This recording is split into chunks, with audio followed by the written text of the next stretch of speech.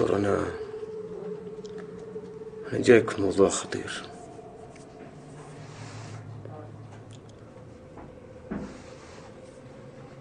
قعدت طول الليل أفكر أجي أقول لك ولا ما أقول لك، وأنا جاي الحين استشيرك في الموضوع. خير إن شاء الله. وش عندك؟ دكتور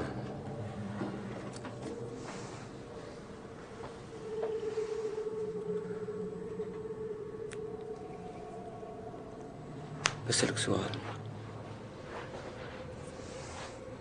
في شيء اسمه أشباح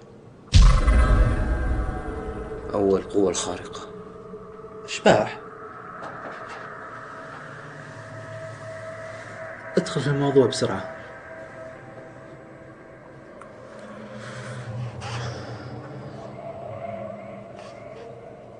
دكتور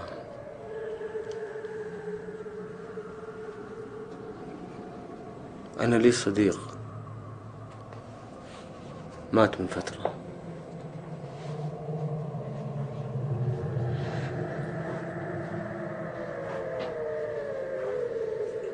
أو بالأصح انقتل.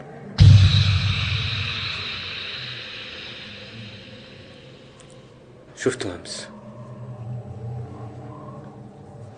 مرتين،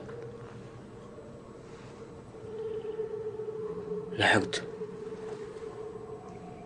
لما مسكته طلع شخص ثاني. دكتور ايش اللي قاعد يصير معي يا دكتور؟ معقولة يكون شبح؟ وش كانت علاقتك فيه؟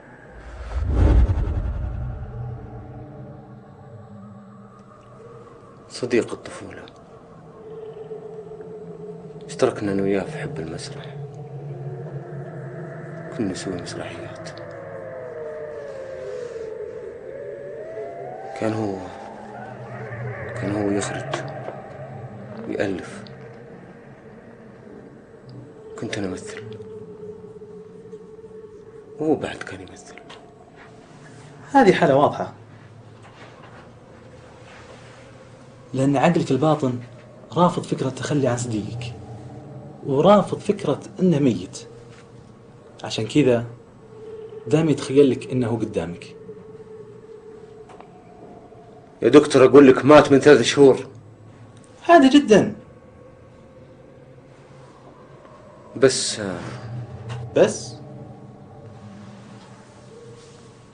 ايش؟ لا بس يا دكتور أنا شفته رؤيا العين. ورجعت قلت إن لما تلاحقه تحصل واحد ثاني. دكتور بسألك سؤال أخير ممكن؟ تفضل.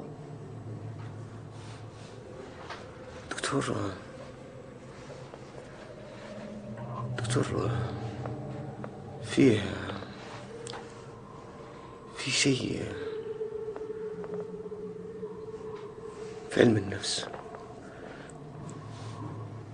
يقولك في فاصل بين الواقع والخيال، أو علم أو شيء زي كذا.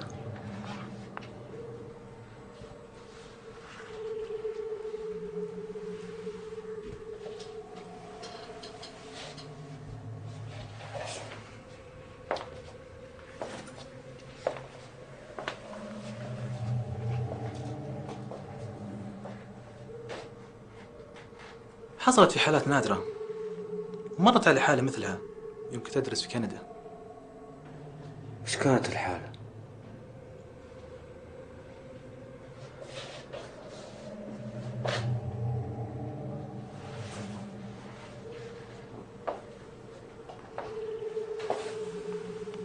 واحد قتل صاحبه.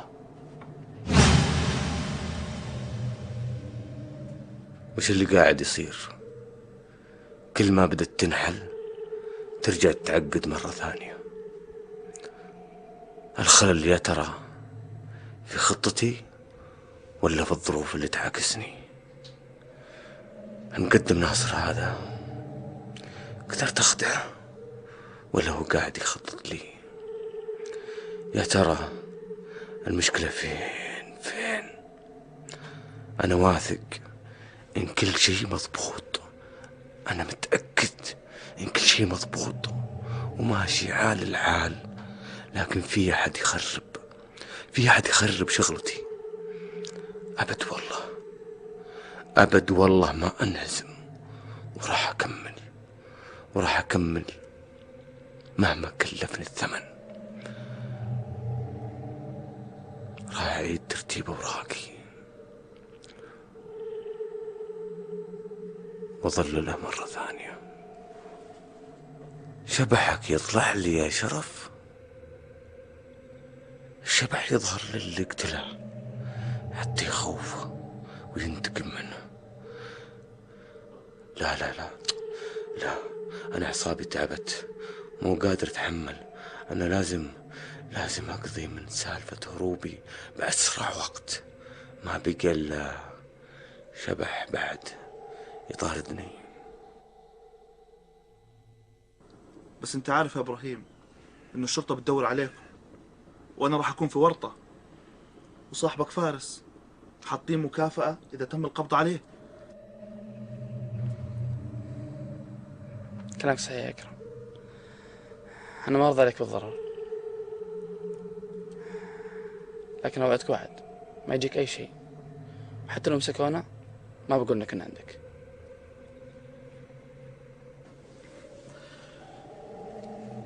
ابشر يا صاحبي، حياكم الله، البيت بيتكم انت وصاحبك. بس الولد الصغير هذا لمين؟ هذا ولد خالتي مازن، أصر إنه يشاركنا الرحلة. لا تخاف يا اكرم، احنا ما مطولين، المسألة كلها كم يوم ماشيين. طب وكيف بده يضلوا قاعد معكم وما عندوش دراسة؟ اف على سيرتك السخيفة يا اكرم، خلنا في المهم يا اخي. بعدين عندك غدا ولا نطلب دليفري؟ اطلب دليفري احسن لك.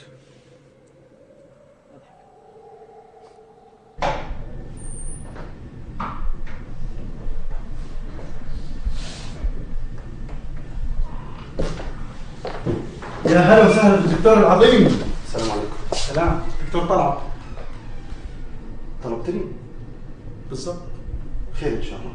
كل خير ان شاء الله، تفضل استريح. خير ان شاء الله. خير استريح. كيف حالك يا دكتور؟ الحمد لله بخير الحمد لله.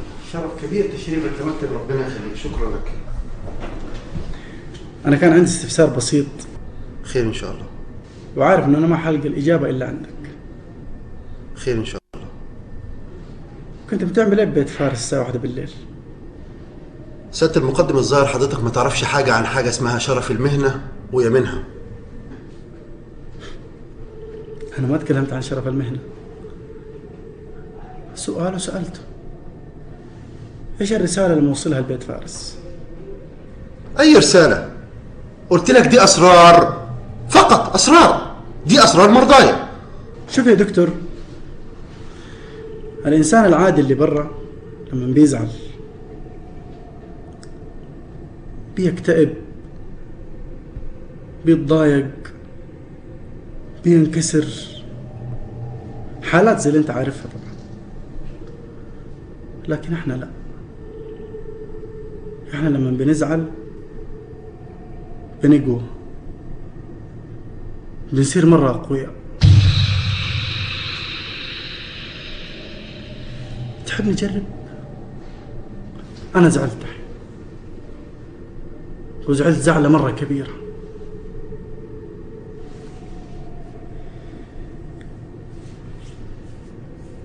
هعد من 1 ل10. سيادة المقدم، أنا لا بخاف ولا بتهدد، جرب. هبدأ أعد، وأبغى أعرف كل شيء بالتفصيل الممل. 1. الراجل كان عنده أزمة عصبية نتيجة للضغوط اللي تعرض لها في الفترة الأخيرة، والله نصحته بحاجتين: الراحة التامة والنقاهة. بس اهو الموضوع بسيط. شفت؟ وعامل لي سر وحكاية تخليك حلوة يا دكتور. امال مالك؟ خلاص كده؟ خلاص يعني أقدر؟ طبعا، تفضل. متشكر جدا. سيب لي تلفونك برا، ممكن نحتاجك تاني. وعليه تليفونه كله اهوت، خدوا كل الأرقام اللي انتوا عاوزينها. فهمتني غلط يا دكتور، احنا ما بناخد تلفونات احد. تفضل سيب لي رقمك برا عشان ممكن نتصل عليك مرة تانية. تفضل. أقدر؟ تفضل.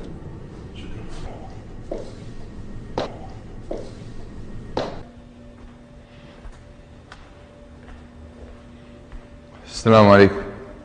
عليكم السلام. يبا استريح استريح يا ولدي.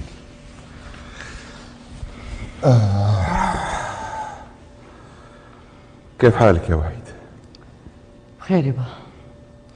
هاوصل عليك المباحث، حصل الفلوس؟ والله يا ولدي عساها تجي على فلوس، بس أبوك حياته تغيرت. أنا صابني الهم والحزن والغم من وراء السالفة هذه. أنا ما أدري وشلون بتنتهي. المباحث يقولون إنهم بيلاقون الرجال وإنهم بيضيقون الخناق وكذا، ما أدري والله. الله كريم، يقول الله كريم. الله كريم. يبا وشو هذا؟ أشوفك تاخذك من أسبوع. أبوك هلال النوري كان ما ينام إلا بمهدئات. بمهدئات يا وحيد، الله المستعان.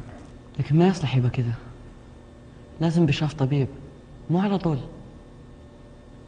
يا وحيد لو الطب يعرف حل مشكلتي هذه كان ما احتجت هالمشاكل هذه وهالأدوية وهالخرابيط. الله يعين. أنا بقوم مرتاح وباخذ الدواء فوق. تبي مني شيء؟ سلامتك. يلا تصبح على خير. يبا انت زعلان عني؟ زعلان؟ ليه ازعل يا وحيد؟ وش هالسؤال هذا؟ ما ادري يبا، احس اني مقصر عليك، احسك ما راضي عني يبا. لا لا والله ما قصرت يا ولدي. صدق عاد يا وحيد، بقول لك شيء. إذا في شيء الأزمة هذه سوته عرفتني إن عندي ولد رجال مثلك يعتمد عليه. لا أنا راضي عليك وربي يرضى عليك. متأكد يبا إنك راضي؟ أكيد يا وحيد أنا راضي عليك. ليه تسأل الأسئلة هذه؟ ما أدري يبا، لكن متأكد ما تغير رأيك فيني أبد. شوف يا ولدي، أنا ما أبي أمدحك بوجهك، بس تأكد إن اللي عنده ولد مثلك يفتخر فيه. تصبح على خير. تصبح على خير.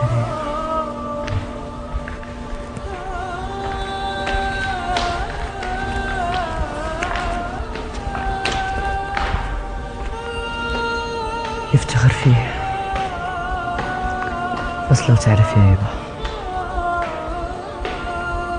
أنا لازم أسوي حل المشكلة هذه، لازم.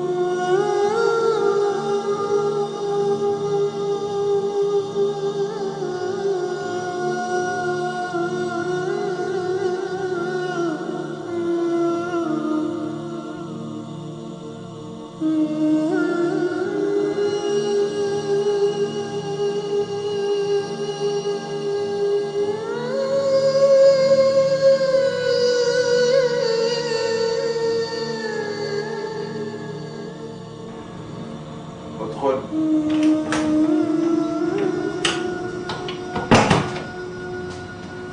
السلام عليكم. وعليكم السلام. طال عمرك، في واحد اسمه تركي ومعاه طفلة جايك مخصوصا من متهم طارق، يقولون انه يبغاك في موضوع ضروري. خليه يدخل.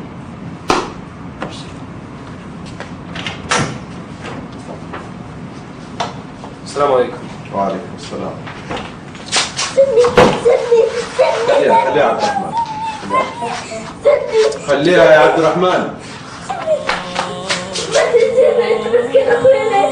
واعمل ايه؟ انا ماليش حد غيره. طب عشان خاطري طلعوه. طب ابوس راسك طلعوه. انا ماليش حد غيره، ارجوك. انا ماليش حد غيره عشان خاطري طلعوه. انا ماليش حد غيره عشان خاطري.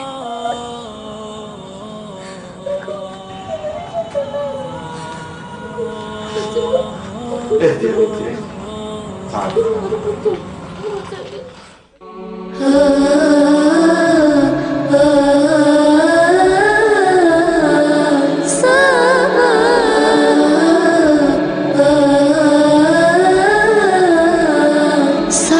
صعبة الحياة بدونك، صعبة الحياة يا خوي. غمض على عيونك، انت اخويا وابويا بعد مولاي المعين. انت لي اقرب معين، انت كل شيء بحياتي. عالمي بعدك حزين، بعد مولاي المعين. انت لي اقرب معين، انت كل شيء بحياتي. عالمي بعدك حزين. لا تخليني وحيدة، انا في قربك سعيدة. انا من غيرك قضية. لا تخليني وحيدة، انا في قربك سعيدة. انا من غيرك قضية، ابقى في الدنيا شريدة. صعبة الحياة بدونك، صعبة الحياة يا خوي. غمض على عيونك، انت اخويا وابويا. لا تخليني وحيدة، انا في قربك سعيدة. انا من غيرك قضية، ابقى في الدنيا شريدة. خايف عني تروح عني، لا يخطفوك. خايفة تزيد الجروح، وعن عيوني غيبوك. بعد مولاي المعين، انت لي اقرب معين. انت كل شيء بحياتي. عالمي بعدك حزين، بعد مولاي المعين. انت لي اقرب معين، انت كل شيء بحياتي. عالمي بعدك حزين، عالمي بعدك حزين، عالمي بعدك حزين.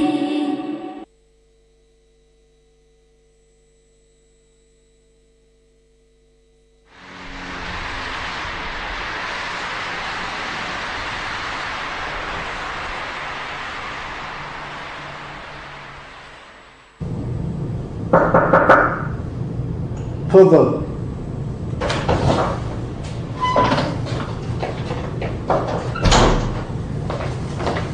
السلام عليكم. السلام عليكم. يا طول العمر عندي لك خبر مهم. لقيت مازن؟ لا والله للأسف. الله يرد إن شاء الله لك ولأهلك.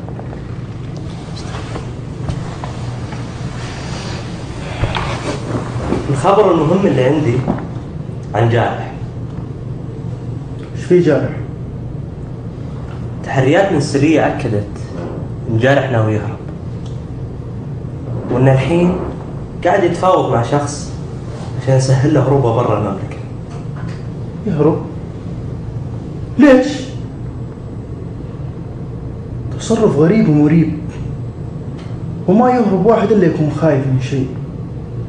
اسمع يا ماجد، خلوه تحت عيونكم 24 ساعة ولا يفلت منكم أبد، لين أشوف إيش عندك يا جارح. تفضل. أبشر طبعا.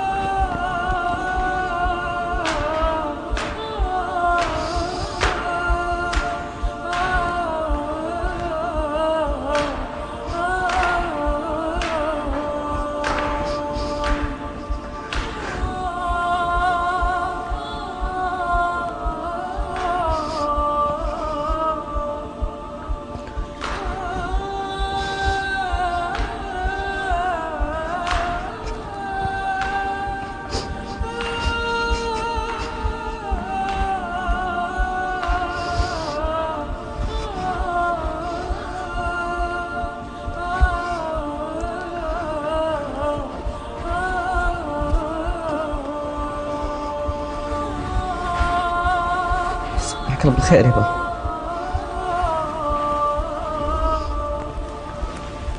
هلا صباحك الله بالخير يا وحيد، كيف حالك يا وليدي؟ يابا أنا ايش فيك؟ سلامات يا وحيد، ايش فيك يا وليدي؟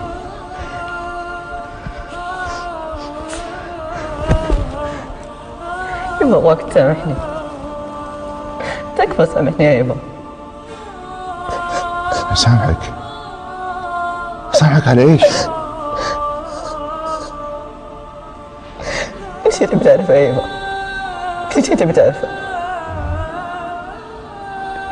والله ما كنت ناوي أذيك، ما كنت ناوي أذيك، بس كنت بقرب منك يا يابا، بس والله أحبك والله. ايش تقول يا وليدي؟ ايش الألغاز هذه؟ كلمني يا وحيد، ايش فيك؟ تعرف يا يابا، تعرف، لكن وعدني انك تسامحني، اوعدني. أسامحك؟ أكيد أسامحك، بس على إيش؟ قول لي يا وحيد، تكلم معاي. لا تستعجل يا يابا، لا تستعجل. بتعرف واليوم تعرف عن ابنك يا يابا، عن ابنك. وحيد وحيد،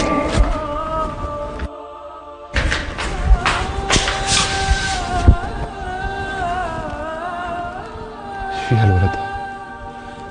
الله يستر، الله يستر.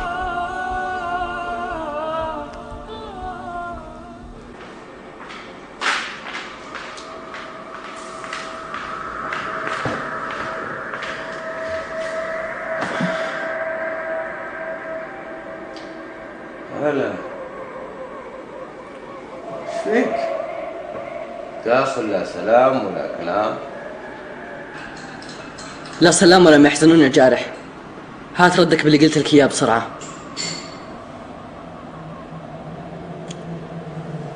انت عارف يا وحيد اني اعزك معزة اخوي الصغير، لسبب واحد فقط، إن عقلك أكبر من سنك وأنت إنسان ذكي.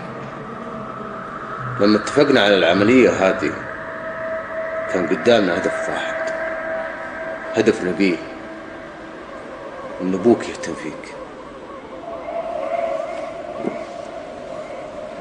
وأعتقد إن وصلنا الهدف، وصار أبوك يهتم فيك. لا يكثر، هات ردك بسرعة. تبي ردي؟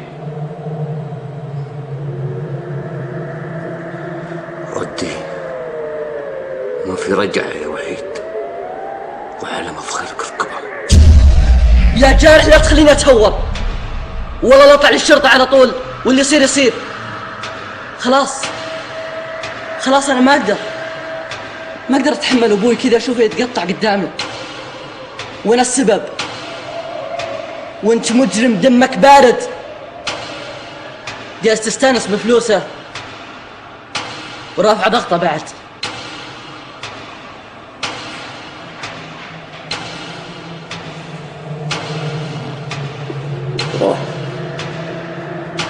روح تقدر، روح بلغ، روح قول لهم انك كنت تسرب لي الكتابات، كنت شريك، توصل لي المعلومات والعناوين. روح قول.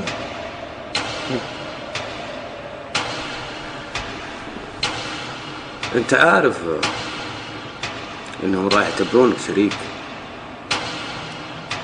وراح تاخذ عقوبة الفاعل الأصلي.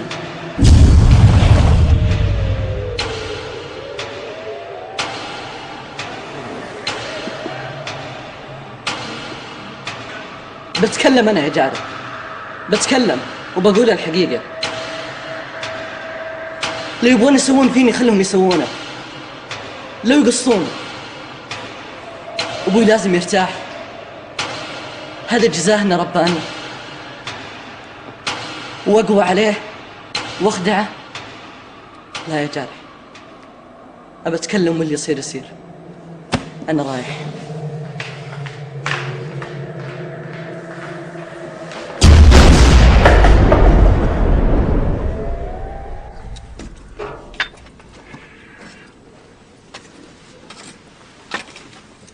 على وين يا عمر؟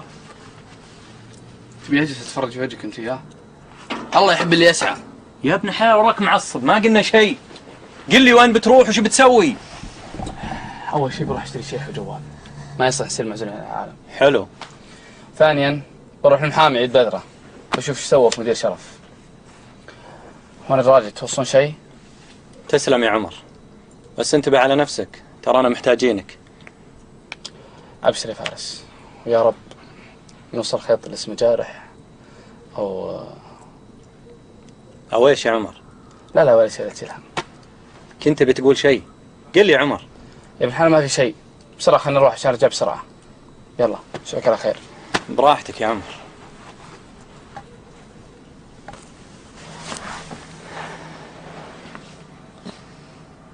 او ايش يا عمر؟ او ايش؟ أو عامر. إيه كان يبغى يقول أو عامر.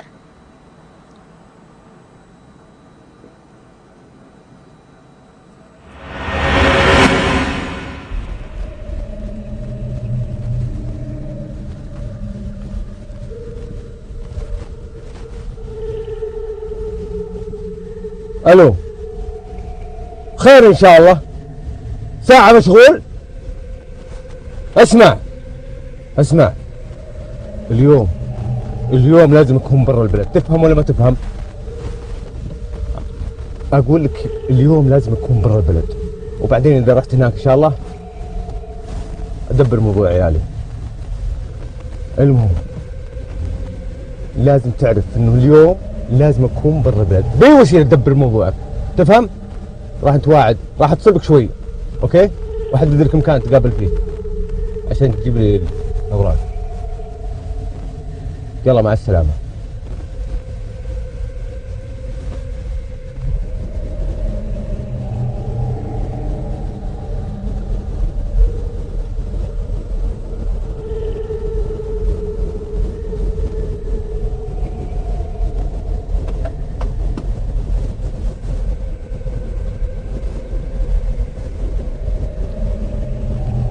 الو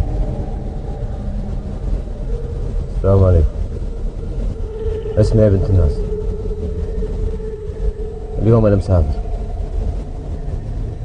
ايه مو شغلك، اليوم انا مسافر. تسمعين؟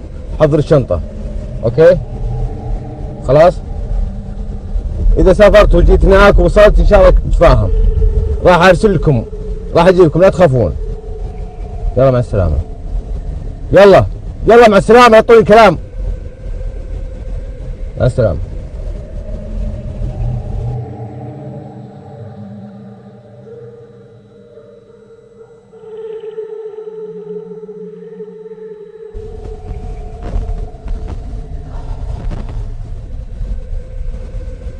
مليون في سنة من التعب والمعاناة، ومليونين في خبطة واحدة، يعني 3 مليون. أحلى مشروع يصير في أي بلد ثاني، وابعد عن المباحث، وابعد عن شرف وشبحة. هذا معناه ايش يا استاذ عيد؟ معناته معلومات ناقصة وغير واضحة لين يظهر له جديد. انا جت في بالي فكرة، لو صحت ومشت معي بيكون اول خيط القضية الغريبة ذي. وش هي؟ خليني اتاكد يا استاذ عيد. اللي بيجاوبني على اسئلتي اللي في راسي هو شخص واحد فقط، هو نفسه اللي بيجيب خيط القضية. من هو؟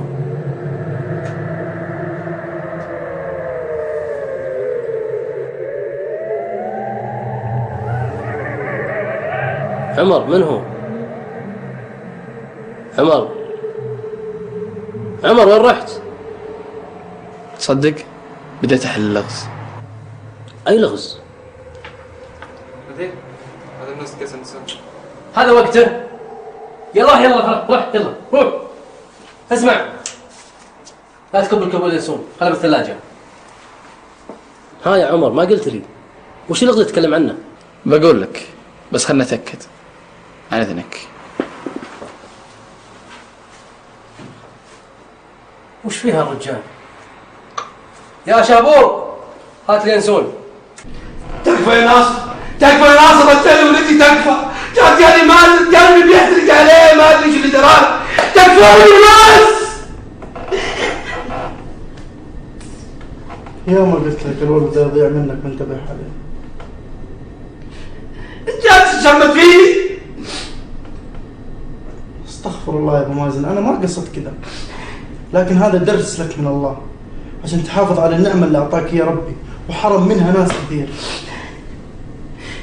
والله عرفت، بس يرجع مازن، والله اللي بيه ياخذه، حتى لو يبي يجلس عندك خليته يجلس عندك. انا قلبي يحترق عليه يا ناصر.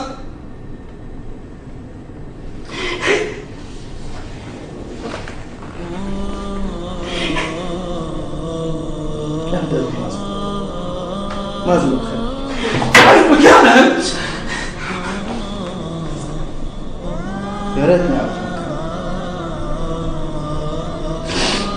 لكن عندي احساس غريب. ولا اليوم الغاز، بكره بيكون اجابات. ماجد تفضل. واحد يبغى يقابلك طال عمرك، موضوع هام. من هو؟ وش يبي؟ وحيد هلال النوفي. خليك تفضل.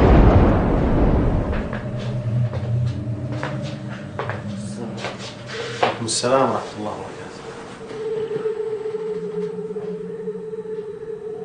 يا طويل العمر، أنا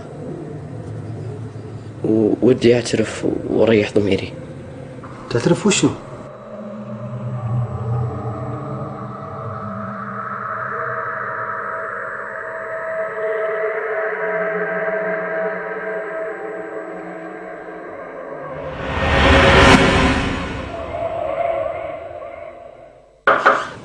تفضل. الأستاذ هلال النور يوصل يا طويل العمر. خليه يتفضل.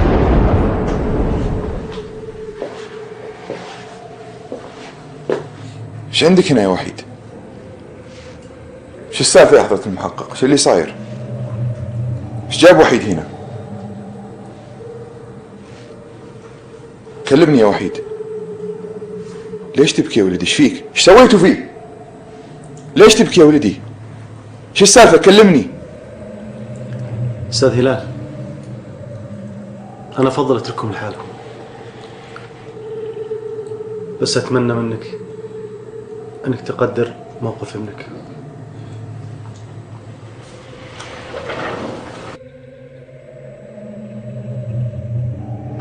ايش عندك يا وحيد؟ ايش فيك؟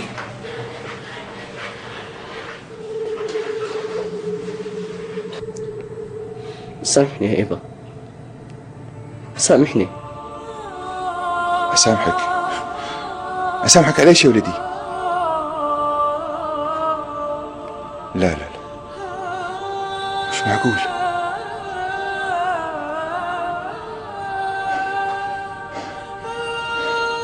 هذا أنت يا وحيد؟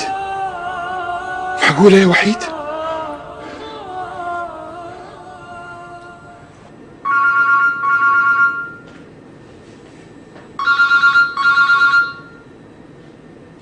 نعم. مين؟ إبراهيم؟ وين مازن يا إبراهيم؟ والله ما أسمع ولا كلمة. إلين ترجع مازن وتسلمني فارس. إبراهيم أنا أحذرك من اللي تسويه. وين مازن يا إبراهيم؟ ألو ألو ألو.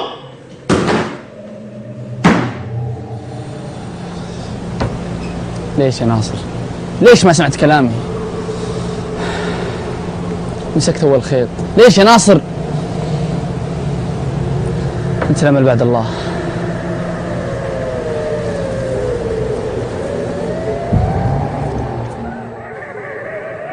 حاولت ألفت نظرك وأذكرك إني هنا وما فهمتني. حاولت أذكرك إني ابنك ولي عليك حق وما فهمتني. كنت كل ما أحاول أتقرب منك تبعد عني. كان ودي تجي تاخذني للمدرسة مثل باقي الطلاب، لكن كان يجي السواق ياخذني. كان ودي تحضر لي ولو مسرحية بالمدرسة مثل باقي الآباء، لكن ترفض. حتى الناس ما صدقوني إني ابنك، ما قد شافوني معك. كل ما كنت تحاول أقرب منك تبعد عني، وأنا آسف اللي سويته.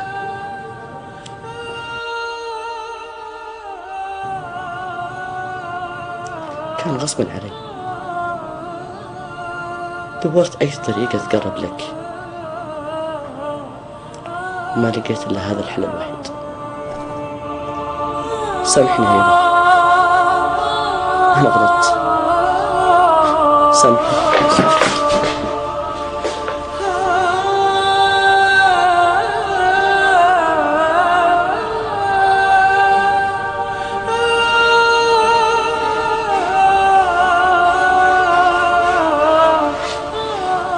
أنت اللي سامحني يا ولدي، أنت اللي سامحني. تكفى.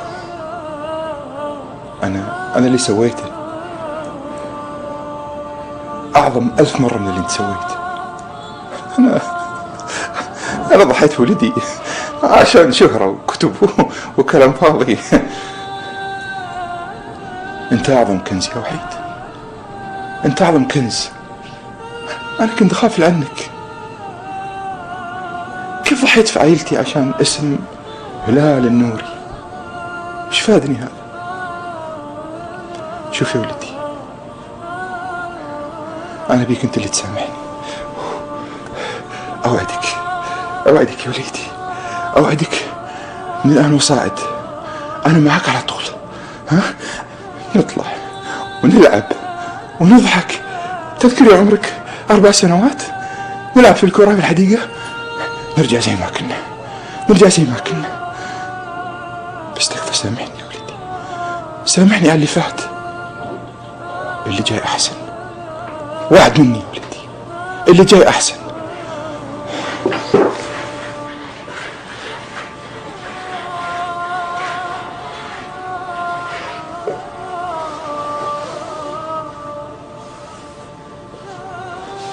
سجل عندك يا طويل العمر، سجل في أوراقك. أنا تنازلت عن القضية هذه، وحتى اللي اسمه جارح هم بعد تنازلت عنه. أنا ما أبي شيء، تضيع الفلوس، تضيع الشهرة. أنا كسبت عيالي. سجل عندك، سجل رسالة لكل أب ضيع عياله وضيع أسرته في سبيل الفلوس، لأن ما في شيء في الدنيا يعادل العيال. صدقني يا فارس، أنا لقيت الخيط اللي يوصل القاتل، بس ناصر ما يبي يساعدني، لكن بأكد له ويقتنع وخليه يساعدني. وش اللي اكتشفته يا عمر؟ نظرية غريبة جدا واستنتاج أغرب. لو صح بتكون من أغرب الجرائم اللي مرت علي في حياتي، لكن ما أبي أتكلم وأتسرع عشان ما أظلم الناس معي. تظلم ناس معك؟ إيش قصدك يا عمر؟ وضح. ما عليك يا فارس، خلى بوقت مناسب، وابشر بقول لك، وابشر باللي يرضيك. طيب ممكن أروح أكلم جدي من البقالة؟ اشتقت له حيل يا عمر. لا لا لا لا، إلا البقال اللي هنا حبيبي. استراحة خويه هنا بيتورط لو كلمنا عنده. خل نروح بعيد نكلم بعيد. يلا مشينا.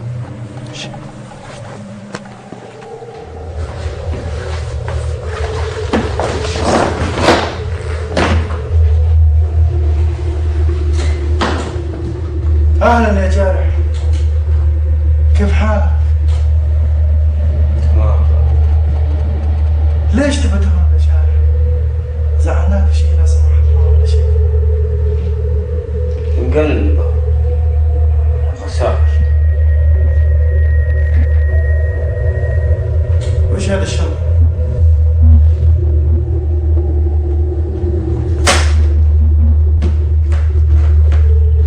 الله الله الله،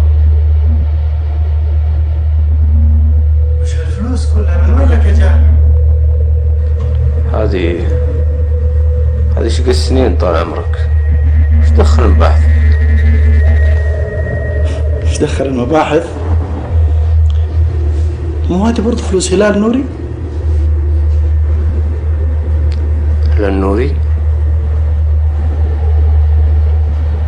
أول مرة أسمع في الاسم، ما أعرفه. شلون ما تعرفه؟ طيب ماجد، ظاهر السيريال نمبر بالأرقام اللي جاتنا بلاغ من رسالة هلال نوري، وطابقها على الأرقام اللي في الفلوس. شوف، يمكن فعلا تكون تحويشة العمر. أمشي طول.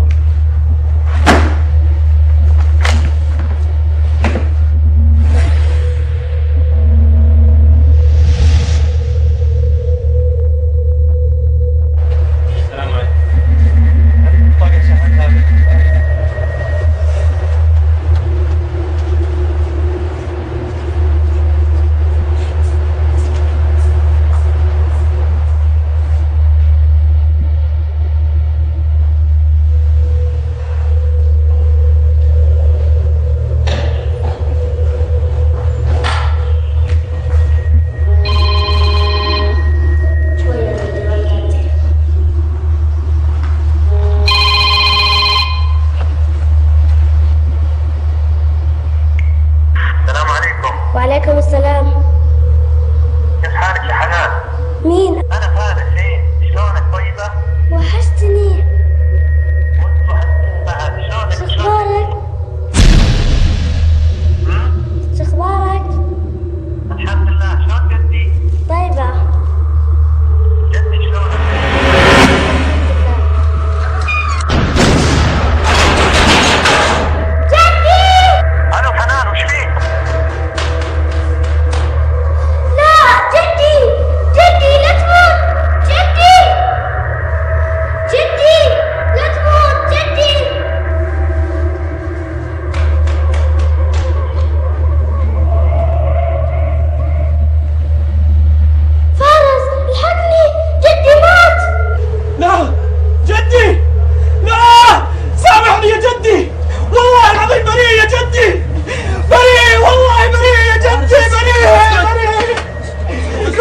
يا جدي والله بريء بريء يا جدي. طفي السيارة وجيكم دقيقة.